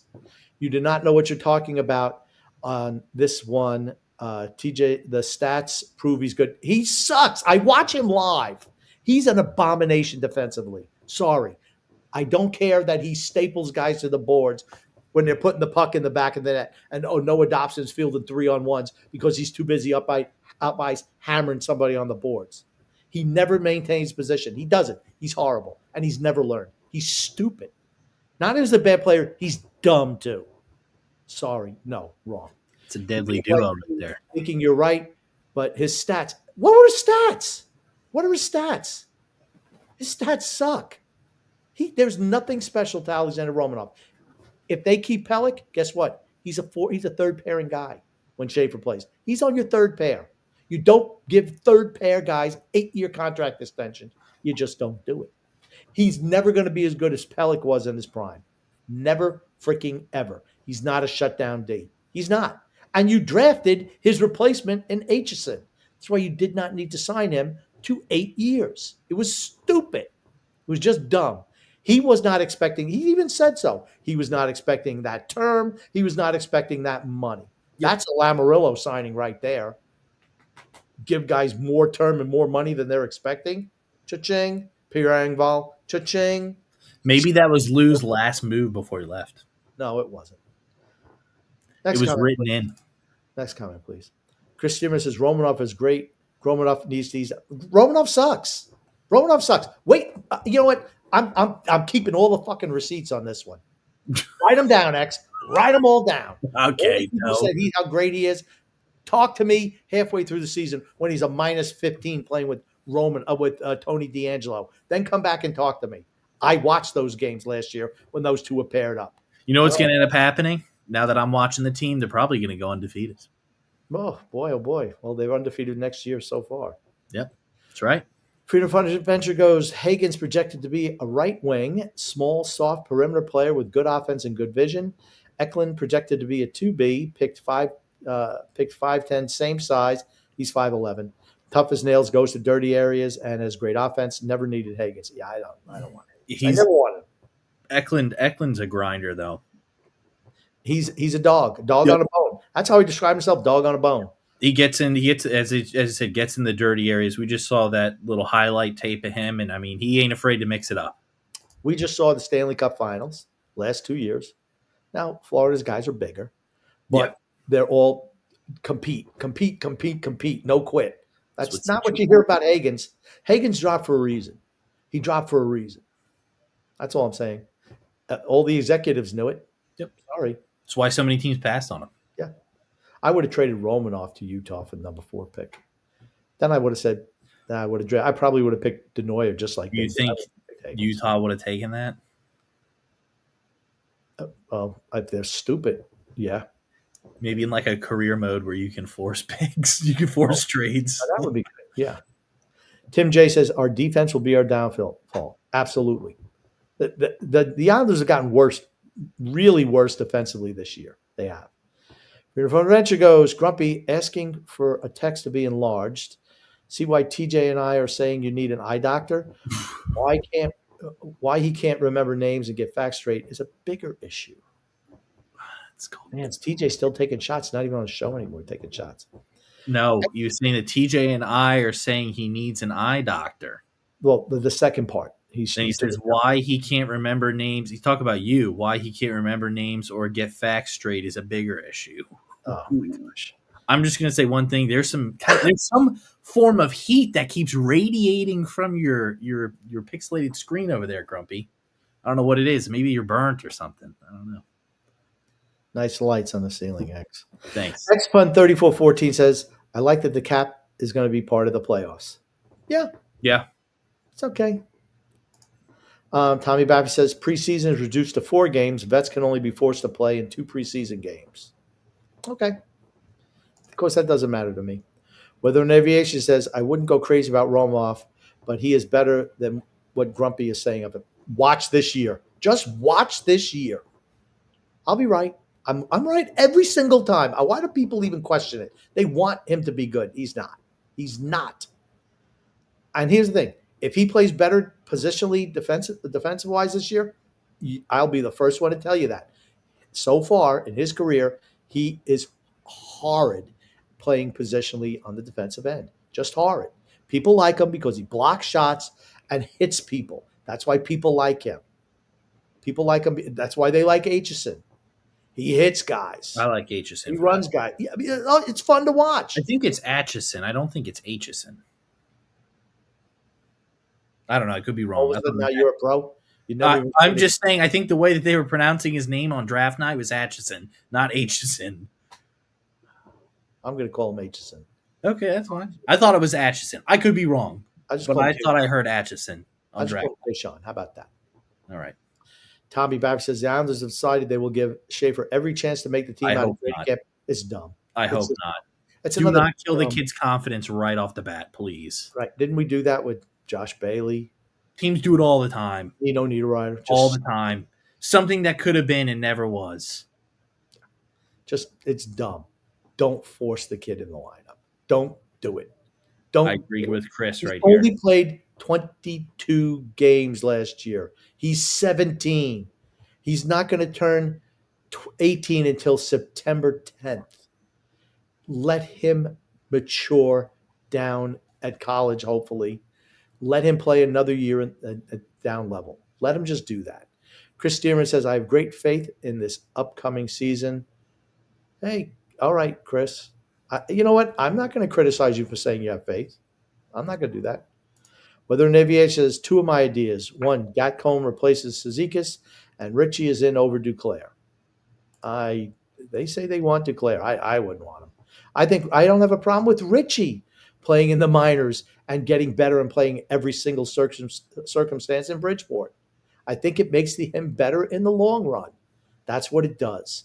He'll be the guy in Bridgeport. Play on the number one line, play on the power play, play on the penalty kill. Give him as much ice time as he can possibly handle. Then the only way you're going to get better is by playing more minutes. That's it. When you move him up at midseason after moving Pajot, he'll be ready to step in and be much better for it. The Islanders are going nowhere, even though Chris Stearman says they are. Hopeful. He's hopeful. You can always be hopeful. Right. They're going nowhere this year. I don't care. I don't care. Weather and Aviation says we need to get rid of McLean somehow. Well, McLean was the flavor of the month last year. Every year we got some fourth liner that we signed to an extension. It's not needed. And I like Kyle McLean. But as soon as he signed that extension, he didn't seem to have that hunger like he did previously. Frank from Empire State says, oh, WTF, grumpy old man. You can't blame Darce for not getting Howard. O'Reilly is a big prospect. He's a third liner. I wouldn't say that you're blaming Darsh for not getting Howard. I think you are making a comparison as to everybody saying that, he has great connections with Tampa, this, that, and the other thing. And then, if his connections were so great, well, why wasn't he able to pull this off? You're not blaming him for not getting Howard. No, I think the Islanders should have taken a run at him. Yeah. Yeah. And maybe Darsh did try. We don't know. We have no idea. I bet he didn't. He was too busy living off his laurels of the draft. Oh my God! Hey, well, the draft was good. I'm not complaining about the draft. You know what? I'd be living on. Yeah, I'm living on cloud 9 after the draft. Are you now? Yeah, I'm up there. Weather and Aviation says I stopped liking Cizikas after that statement he mouthed off at the fans. Well, but Lou signed him to a 30-year-old fourth line center to a 6-year extension. Honestly, he was invisible last year. I didn't even notice him on the ice. Was he a healthy scratch? Did he play? Was he hurt all year? I don't know. I didn't notice him at all. Another reason why you do not sign fourth-line players to long-term deals. Just don't do it. Freedom from Adventure goes, Grumpy, you can't keep making stuff up. Darsh was big time for Tampa. He was not. He was not. He was the king of pickleball down there. I'm telling you. Howard had complete control where he went. He did not have – he had no control of where he went. None. Well, I think we heard from, I don't remember who it was earlier who said that the team controlled him. Yeah, he had no control. He never even signed his first contract. He had no control. He would have had to play another year in college. That's what he would have had to do. And then he could have been a free agent after next year and went where. And then he would have had complete control over where he went. That's right. But he did not this year. He did not. Sorry.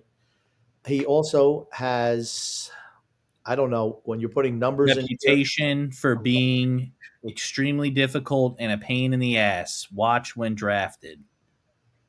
I mean, I will say, yeah, it seems like he does have a reputation of being a pain in the ass. The fact that he's making demands on if I'm not playing immediately, well, then you need to trade me kind of thing. And he wants guarantee that he's going to be up with the big team playing in the NHL. I mean, yeah, I agree that that's kind of a pain in the ass. But even if he is a pain in the ass and he is good, there are other players in other sports who made demands who ended up being really, really good players, like Kobe Bryant. Yeah. Didn't want to play with the Hornets and demanded a trade. They got Vlade Divac for him. Wow. Yeah, what a great trade, right? Yeah. Like I said, you draft him and you'll see where it goes. You want to sit out? You want to lose a year of power of earning money? That's up to you. Yep. Most guys sign. Yeah. Drew says, yeah, I knew once the draft had passed that Darsh wasn't going to trade for Issac Howard. I wanted him, but I understand why Darsh didn't pull the trigger. Yeah, all I'm saying is he would have fit the Islanders rebuild. That's all. I think he would have fit. Being 21, he would have fit. It's no skin off my nose if he's there or not, because I questioned if he's a guy you want on your team. If he's bailing on Tampa Bay, it's not like I'm bailing on a team like I don't know, name a poorly run team, right? That's what you're talking about. A team that's really poorly run, bad. Buffalo. Like Buffalo. They just screw everything up every year, no matter how much talent they have. Screw it.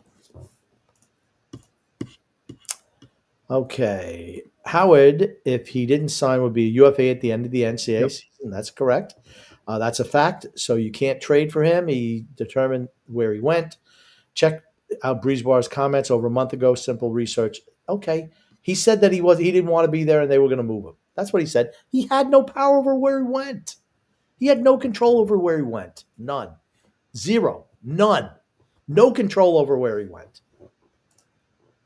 Freedom of Adventure goes, Darsh probably knew about Howard's personality flaws. He didn't know shit. I bet you knew nothing about it. He probably didn't know. Who? Howard? Who? Oh, Mo Howard from the Three Stooges? That's probably what he said. And I will say, seeing as, Howard wanted to leave Tampa, maybe that's another reason why he had no intention on going to the Islanders. General manager is a guy from Tampa. If he hates Tampa so much, why would you want to go somewhere where the GM came from Tampa? Here's the thing. Matthew Darsh was one of 3 assistant general managers in Tampa Bay. Maybe Darsh is the reason why he's leaving. And I'm not even bringing up the fact that they're keeping Fredo. Yeah. Fredo and Steve Pellegrini, they're definitely going to be with the team. Oh, boy. Okay. That gives me the warm and fuzzy about the freaking clown we got in the GM spot. Next, please. Xpun3414 says, as much as I'd like to keep the white whale, he's too good and deserves to be on the team that can get him to a cup win. I don't think he's ever going to win a Stanley Cup, meaning Ilya Sorokin. Not if he stays with the Islanders. I don't think they're ready. Rick Roma says, Biz calling out ballless Butch. Love it. I don't like bitching that. He's stupid. You can just tell he's stupid. Next. Butch went after Biz first. Biz can't respond. When was the last time he said anything? Biz was ripping the Islanders. Butch said something. It's a bad look to go after a guy in his 70s. What benefit is it? There is no benefit to bitch. There's just none. Next. Matthew S. says the kid Schaefer is better every day. Well, I hope so. I still don't want him playing on a team this year. Slay Biz. Jay Snow says Biz knows he wasn't good at the game. He's great for the game. Is he? He's a clown. It's fun laughing at bitch. He needs a clown mask, LOL, says Matthew S. Yeah, he is. He's the fool on that show. That's his job, to play the clown. That's his job. He does it okay. But if you're asking me for analysis, he's the last guy I'm going to. Gretzky's the one you want to talk to. Drew says, X got a bootleg nightclub set up in his bedroom. Yeah, it's horrible, isn't it? That's Aurora Borealis on his roof. Thomas Amato says, Grump, is there any packages you can foresee us putting together to get younger and faster? Pajot, Lee, Casey, who can we move next? I don't think anyone is getting moved until the deadline. I don't think Casey has much value. If Pajot, and I think Pajot's value is going to be limited. So I was hoping he'd be the second line center this year. And then he could put up some stats playing on a second power play unit. He could put up some stats and increase his value. Anders Lee, is he going to be as good as he was last year? Probably not. His first half was really good last year. Second half, not so much. I'm hoping you get yourself a first-round pick and maybe, a couple of seconds for moving those guys. That's what I'm hoping for. As many kicks at the can in a really deep draft next year. Gungun says, Sun X is so cool that he wouldn't break a sweat strolling on the sun. Does a Frankfurter feel naked without a bun? Absolutely. Yeah, could you ever eat a hot dog without a bun, X? It's tough to do. No. It's tough to do. No. Yes, a hot dog needs a bun. Yes. You mixed it with something else, you can probably do it. Like ramen? That was a old member of the show special. Very true. Matthew S. says, it's cute that some people want to trade Sorokin at 8.25 per. Comical. I mean, that contract looks pretty good right now, doesn't it? Sure does. Rick Roma says, Butch is old and complains about the refs every time the Islanders get called for a penalty. He sucks. Okay. He's not what he used to be. And I honestly, I listen to the road telecasts because I just want something that's not so biased. Honestly. I know what I'm seeing. I don't need somebody to tell me something, that's just not true. Next, please.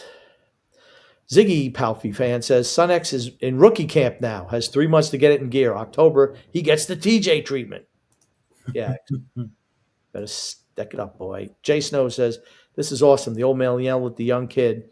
He can't work the computer. Ha ha ha. Yeah.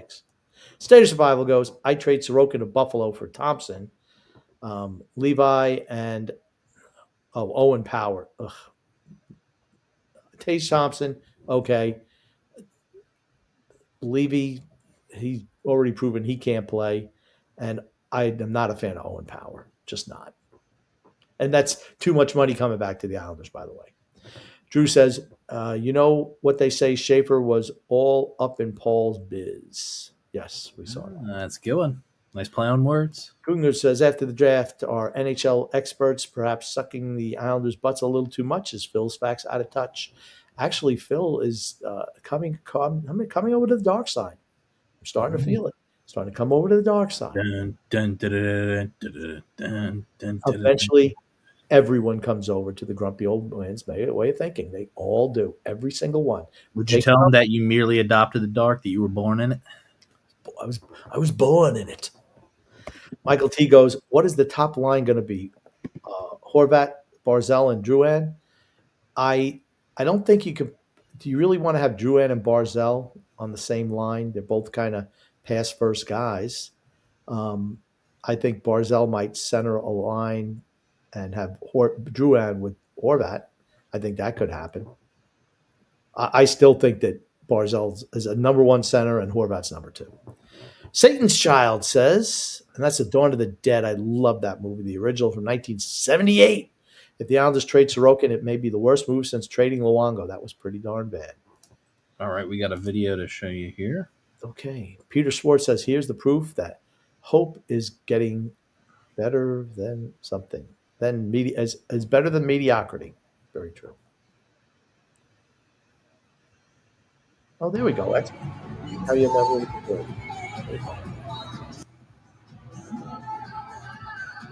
Packed. Oh, yeah, absolutely. They charge for the prospect. They charge $15.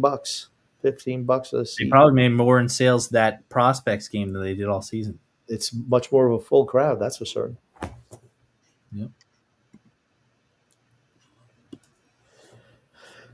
Excuse me. Thomas Amato says, what is the best and most realistic moves we can make at this point in time? If you were the GM, what would you do? I'm not doing anything until deadline. And I'm actively looking to move Lee and Pajon for certain. And I'm also taking feelers on probably Pellick and Casey. But I don't know what Casey's value is. I think Pellick will get you something. You can't move everybody at the same time. Can't do it. Don't have enough guys on your team where you can get rid of 6-7 guys. Now, question. Do they have rules in the NHL where they can tell if a team is tanking intentionally to get a better draft pick? They do like not. How they have in the NFL? Okay. No. I guess because there's a lottery that's involved. It probably is the only reason. Correct. Okay. Gotcha. Ziggy Palfy says, whoever we want from Edmonton, they won't trade. Whoever they would trade, we don't want. Their picks will be late and suck. Edmonton has no cap space. Yeah, it's Edmonton's a non-starter. Tommy Baffy says the Islanders will do very little more this summer. Yeah, I think they're done. Yep. They're done. I mean, they're pretty. But you have to like that, right? Yeah, you have to like that. They're not spending more money, throwing good money after bad, trying to make the team better or anything. They got their picks, they got their draft picks. They traded away a guy who didn't want to be here, and they're probably waiting until deadline to make more moves. So. And I hate to say it, Islanders are going to miss Brock Nelson. That's a guy you didn't replace, and you did not replace Noah Dobson. Those are, they were two of the top 5 players on your team, and you did not replace them. Yeah. We're going to use our non-existent depth. I mean, like I said, no skin off my nose. I want them to perform worse than last year. I want them getting a high pick in the first round this year. After this, year, then all bets are off. Then it's like, let's start going for it. Get these guys ready to play. Satan's Child says, could the Islanders sell Mick Vakota to see Bitch at Butchie's place? Yeah. I don't know. I mean, Mick Vukota was a hell of a fighter. Michael T says, Son X and Grumpy Old Man could not be more different in surroundings. Fun X's in like a futuristic trippy room, and Grumpy is like in the basement of his dad's house. Actually, I'm in the den of my house, and X, well, X is X. Oh my God. Look at this. Frank from Empire says, X-Men in the house. Hold on. Pew, pew, pew. There we go. Look at you. Very good. Jay Snow said Edmonton got beat worse this year. Yep. Yeah. They honestly, no fight. They won 2 games. That series wasn't even close. Yeah. 2 overtime. The 2 games. Yeah, exactly. The two games were overtime games too. One game, Florida had a 3-0 lead and blew it. Well, you could tell. I think it was, what was it? Was a game? I want to say it was game 5. I think. What was the game that Florida like beat the crap out of them, like 6-0 or something like that? They beat it by like 6 goals. That was game 4. That was game 4. At that point in time, I knew the series was over. I was like, "There's no way Edmonton's coming back from this." I think it was game 4. Maybe it was game 5. No, I think it was game 5. Game 5. Yeah. Yeah. Where they kicked the crap out of them. I was like, okay, Florida came to play. They're like, enough of this screwing around, taking it to overtime, waiting to see what happens. No, they were like, we're taking charge. They're just better. They're just better. Yep. They're the best team in the league. Sorry. Yep. I tell you. Matthew DiBernardo says, "What's up, boys? Very excited to watch Schaefer in the next 10 years plus." After his interview with Spit and Chicklets, he stuffed bitch into a locker for 45 straight minutes. Hilarious. Good for him. Yep. I'm rooting for the kid. Yeah. I want him to be good. Drew says, also, I don't know if you all heard, corner Islander Jeff Tambellini got hired to replace so-called P.T. Darsh in Tampa. Yeah, very easy replacing him.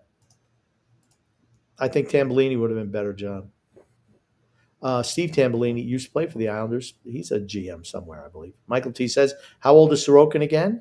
Are the Islanders going to be able to turn it around as a team for him to be relevant in net and be a playoff team? Yeah, they can turn it around. I think he's 30. That's what everybody's saying. He's 30 years old. But it's probably going to be, I mean, if everything goes right by the time he's 33, 34, I mean, they could be really good. Everything has to go right. But just like what's usually the age range for goalies? How long do they last? They can play longer. The thing I worry about with Sorokin is a lot of his game is style of play, athleticism. Yeah. Which doesn't transition well the older you get. So I know he's 6'2" or 6'3", but he looks smaller. Realistically, how many more years do you think he has left? At top level? I'd say top to middle level.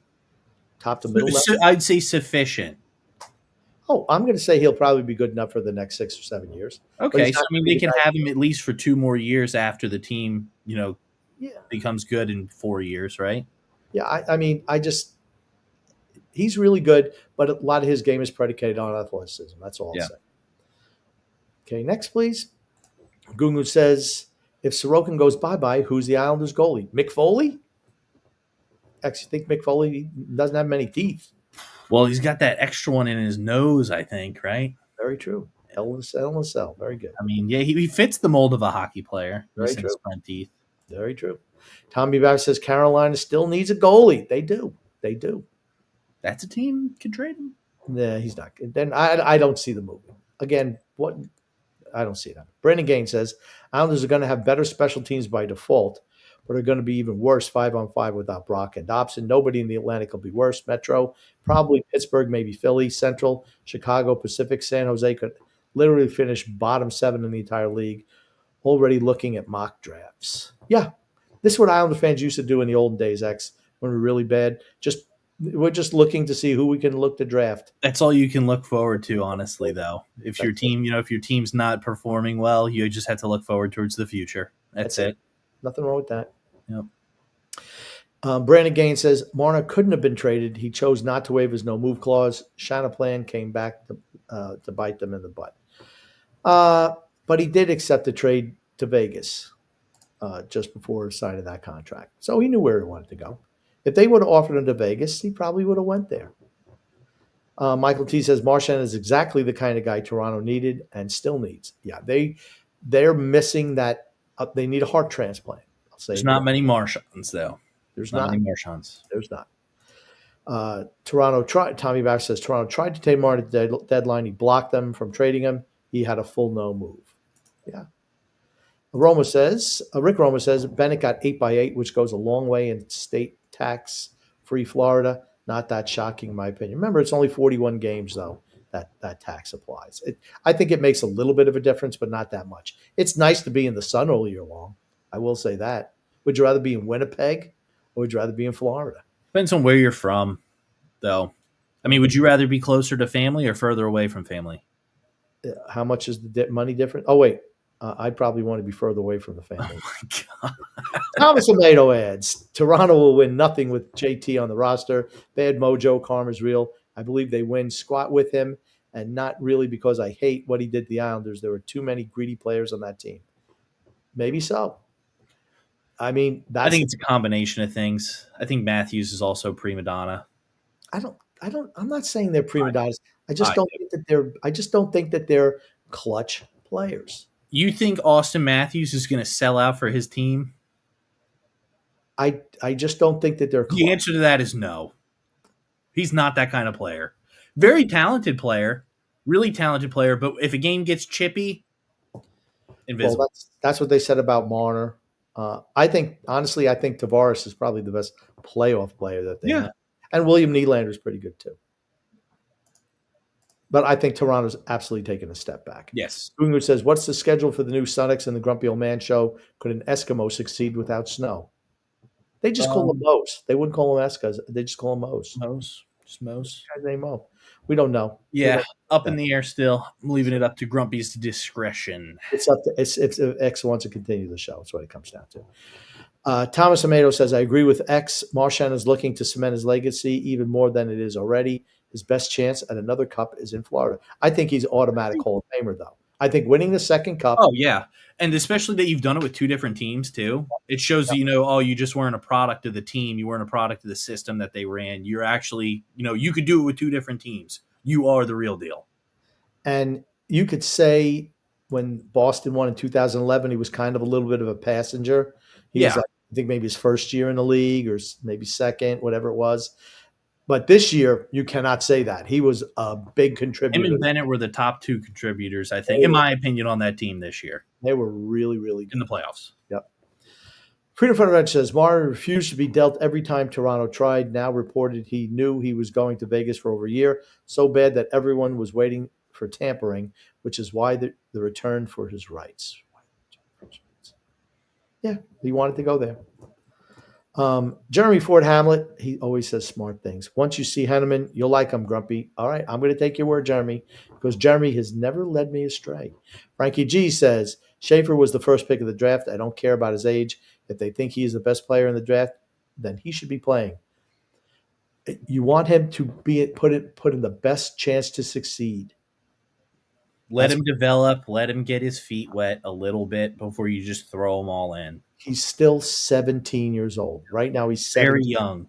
I know so he's a lot more mature for what his age is, especially with interviews and just the way he handles himself and carries himself. Absolutely more mature than his age, but still physically, he's still a kid. A boy. Still a boy yet. I wouldn't call him a boy, but he's a kid. He's a boy yet. He's a young man. Okay. I don't think he shaves yet. Look at him. A kid. He maybe had a little peach fudge. That's it. A kid. Not even shaven yet. Frank from Empire State says, X, the term is all in, not all out. LOL. Sorry. And the last comment of the night from Paul Weinberger says, trading Sorokin stop not happening. I agree. It's not happening. We agree. But we report on everything we hear. We don't have to use the blue check mark, even a dirty brown check mark. We'll talk about anything. Why not? It's the off season. That is right. So, Grump, we have reached the end of the show tonight. Is there anything that you would like to say before we wrap it up? Love and laughter to everyone who listens and even those who don't. From Son X and the Grumpy Old Man. Yep. And I would just like to thank everybody for coming out and listening. As always, love your interactions in the comments. Go Isles, or what is all in? And we will see you guys next time.